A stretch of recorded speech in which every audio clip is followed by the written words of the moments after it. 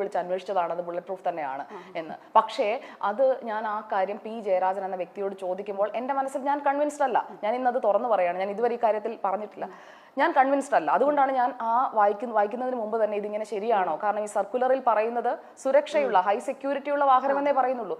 അപ്പോൾ എനിക്ക് പറഞ്ഞു തരുന്നത് ഇത് ഹൈ സെക്യൂരിറ്റി എന്ന് പറയുന്നത് ദാറ്റ് മീൻസ് ബുള്ളറ്റ് പ്രൂഫ്, അല്ലാതെ ബുള്ളറ്റ് പ്രൂഫ് എന്ന് ഓർഡറിൽ ഇടാൻ പറ്റുമോ എന്നൊക്കെ എന്നോട് എൻ്റെ സീനിയർ പറയുകയാണ്. അപ്പോൾ അതിൽ ഞാൻ ഒട്ടും കൺവിൻസ്ഡ് ആയിരുന്നില്ല.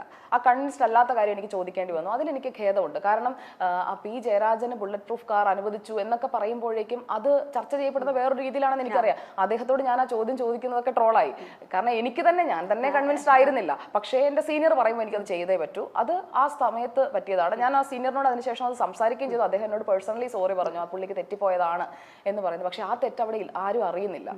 ഇപ്പോ പ്രസന്റ് ചെയ്യുന്ന ആളുടെ ഭാഗത്ത് നിന്ന് ഞാൻ ഒരിക്കലും, കാരണം എനിക്ക് ജയരാജേട്ടനെ ഇഷ്ടമാണ്, ഞാൻ ഉമ്മൻചാണ്ടി ഇഷ്ടമാണെന്ന് പറഞ്ഞല്ലോ. അപ്പോൾ ജയരാജേട്ടനെ ആയാലും ഇപ്പം പിണറായി വിജയന്റെ കുറെ കാര്യങ്ങൾ എനിക്ക് ഇഷ്ടമാണ്. അപ്പോൾ ഈ ഫാക്ട് ചെക്ക് എന്ന് പറയുന്നത് വളരെ പ്രധാനപ്പെട്ടതാണ് റിപ്പോർട്ടറിൽ. അതുകൊണ്ട് തന്നെ ഞങ്ങൾ ശ്രദ്ധിക്കുന്ന ഒരു പ്രധാനപ്പെട്ട കാര്യം ഇതാണ്, നമുക്ക് വസ്തുതയാണെന്ന് ഉറപ്പ് വരുത്തിയിട്ട് കൊടുക്കുള്ളൂ. ഞാൻ പറയുള്ളൂ, എല്ലായിടത്തും ലോകത്ത് എവിടെയുള്ളതാണ്, നമ്മുടെ നാട്ടിൽ നിന്നുള്ളതല്ല.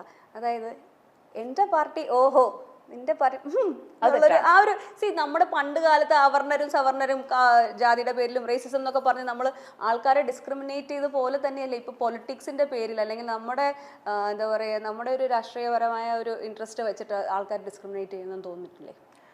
എന്തിനാണ് അങ്ങനെ ഒരു അല്ല, ഞാൻ പറയട്ടെ, ഇപ്പോൾ ഒരു രാഷ്ട്രീയ പാർട്ടിയിൽ അംഗമായാലേ താങ്കൾക്ക് ജോലി കിട്ടൂന്ന് വന്നാൽ താങ്കൾ ആ രാഷ്ട്രീയ പാർട്ടിയിൽ പോയി ചേരും. ഇന്ന് കേരളം കാണുന്ന ഏറ്റവും വലിയ പ്രശ്നം അതാണ്.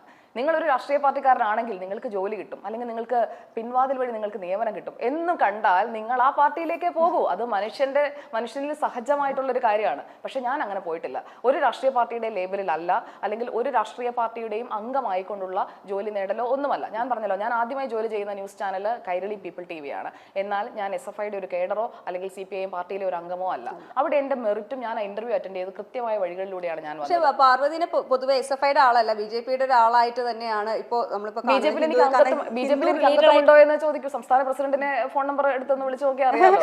അംഗത്വം ഉണ്ടോ എന്നല്ല ഞാൻ ചോദിക്കുന്നത്, അംഗത്വം ഉണ്ടോ, അംഗത്വം എടുത്തില്ല. പക്ഷെ ഞാൻ പഠിച്ച കോളേജിൽ ABVP ഇല്ല. ഞാൻ അതിനുശേഷം BJPയുടെ അംഗമാവുകയോ ഒന്നും ചെയ്തില്ല. നമുക്കൊരു എന്താ പറയുക, അല്ല, ഞാൻ BJPയിൽ അംഗമായാൽ അതൊക്കെ വാർത്തയാവില്ലേ? അംഗമാവുക എന്നുള്ളതല്ല, ഒരു അനുഭവം ഉണ്ടാവുക എന്നുള്ളത്. എന്റെ വീട്ടില് ഞാൻ ചോദിക്കട്ടെ, പിണറായി വിജയനെ ഇഷ്ടമാണെന്ന് ഞാൻ പറഞ്ഞില്ലേ, പ്രധാനമന്ത്രി നരേന്ദ്രമോദി എനിക്ക് ഇഷ്ടമാണ്, കുറച്ച് കൂടുതൽ ഇഷ്ടമാണ് എന്ന് വെച്ചാൽ ഉടൻ ഞാൻ BJP അല്ലെങ്കിൽ ഞാൻ BJP അംഗമാണ്. ആ വ്യാഖ്യാനം തെറ്റാണ്. മുഖ്യമന്ത്രി പിണറായി വിജയനെയും മുൻ മുഖ്യമന്ത്രി ഉമ്മൻചാണ്ടിയെയും ഇഷ്ടപ്പെടാമെങ്കിൽ എന്തുകൊണ്ട് അതിനേക്കാൾ നമ്മുടെ രാജ്യത്തിന്റെ മേന്മ ലോകം മുഴുവൻ വ്യാപിപ്പിച്ചിട്ടുള്ള രാജ്യത്തിന്റെ വളർച്ച അത് ഓരോ വർഷം കഴിയുന്നതോറും കാട്ടിക്കൊണ്ടിരിക്കുന്ന പ്രധാനമന്ത്രി നരേന്ദ്രമോദി എനിക്ക് ഇഷ്ടപ്പെട്ടുകൂടാ? ഓക്കെ, അതാണ് എൻ്റെ വ്യൂ. ഞാൻ ചിന്തിക്കുന്നത് എൻ്റെ രാജ്യത്തെക്കുറിച്ച് അല്ലെങ്കിൽ എൻ്റെ സംസ്ഥാനത്തെക്കുറിച്ച് ഒക്കെയാണ്. അതിൽ ഞാൻ വളരെ ഫോക്കസ്ഡ് ആണ്. നമ്മുടെ സ്റ്റേറ്റിൽ ഒരു മോശം പ്രവണതയിലേക്ക് പോയി കഴിഞ്ഞാൽ ഞാനത് പറയും. നമ്മുടെ രാജ്യത്ത് വന്നു കഴിഞ്ഞാൽ ഞാനത് പറയും. എന്നാൽ നല്ലത് കണ്ടാൽ ഞാനത് നല്ലതാണെന്ന് പറയും. നമ്മുടെ റോഡുകൾ നന്നായാൽ ഞാനത് റോഡ് നന്നായി എന്ന് പറയും. അതിന്റെ ക്രെഡിറ്റ് പൊതുമരാമത്ത് മന്ത്രിക്കാണ്. സംസ്ഥാന പാതകൾ നന്നായി കൊണ്ടുവന്നാൽ അതിന്റെ ക്രെഡിറ്റ് പൊതുമരാമത്ത് മന്ത്രിക്ക് തന്നെയാണ്.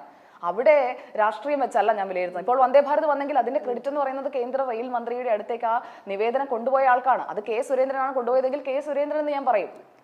അവിടെ നിന്ന് എട്ടുകാലി മമ്മൂഞ്ഞ് കളിക്കുന്ന രീതിയോടൊന്നും എനിക്ക് യോജിപ്പില്ല. ആരാണോ അത്, ആരാണ് A എങ്കിൽ A, B എങ്കിൽ B, അല്ലാതെ അതിൽ ഒളിച്ചു വെക്കലുമില്ല, ഒളിച്ചു കടത്തലുമില്ല. പ്രധാനമന്ത്രി ഇഷ്ടമാണെങ്കിൽ ഇഷ്ടമാണ് എന്ന് തന്നെ പറയും.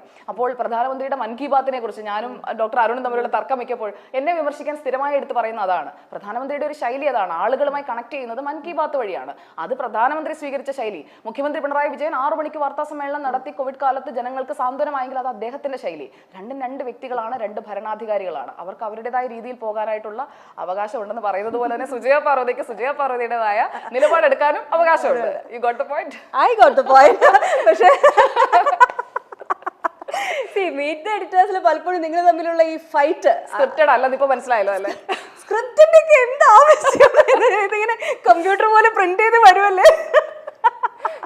ഇപ്പൊ പലപ്പോഴും നികേഷ് കുമാർ സാറ് നിങ്ങൾ രണ്ടുപേരും ആർഗ്യുമെന്റിൽ നിൽക്കുന്നത് ഞാൻ കണ്ടിട്ടുണ്ട്. അതെ, സാറിന് ടെൻഷൻ അധികം സഹിക്കാൻ പറ്റാത്തതുകൊണ്ടാവും.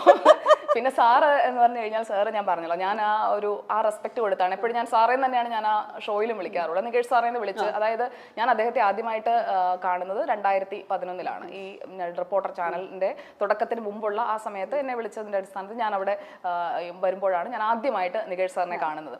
അത് കഴിഞ്ഞിട്ടുള്ള ഞാൻ ഏഷ്യാനെറ്റിലേക്ക് പോയതിനു ശേഷം ഞങ്ങൾ നേരിട്ട് കണ്ടിട്ടില്ല. അത് കഴിഞ്ഞ് ഇപ്പോൾ വരുമ്പോഴും ഈ റിപ്പോർട്ടർ തുടങ്ങുന്നതിന് തൊട്ട് മുമ്പുള്ള ദിവസം കാണുമ്പോൾ സാർ എന്നെ കാണുമ്പോഴത്തേക്ക് ഇത് നമ്മുടെ കുട്ടിയാ എന്ന് പറഞ്ഞ് ചേർത്ത് പിടിക്കുന്ന ആ ഒരു വാമത്തുണ്ട്. അതാണ് ഞാൻ പറഞ്ഞത്, ഇന്നലെ കാണണമെന്നില്ല, വർഷങ്ങൾ കഴിഞ്ഞാലും നമുക്ക് ആ വ്യക്തിയുടെ ലൈഫിൽ അല്ലെങ്കിൽ ആ വ്യക്തി നമ്മളെ ഓർക്കുന്നുണ്ടെങ്കിൽ അത് ഞാനൊരു പ്ലസ് ആയിട്ടാണ് കാണുന്നത്. എവിടെ അവസാനിച്ചോ അവിടെ തന്നെ തുടങ്ങാൻ പറ്റും, എത്ര ഗ്യാപ്പ് ഉണ്ടെങ്കിലും അല്ലേ? അതെ, എനിക്ക് തോന്നുന്നത് ചിലപ്പോൾ അതൊരു കാരണം റിപ്പോർട്ടർ എന്ന് പറയുന്നത് അതൊരു വ്യത്യസ്തമായ പ്ലാറ്റ്ഫോമാണ് അന്ന് സാറ് ഡിസൈൻ ചെയ്തത്. ഞാൻ അന്ന് അതിന്റെ ഭാഗമായിട്ട് വരുന്നതും അങ്ങനെ ആ ഒരു ചിന്തയുടെ പുറത്താണ്.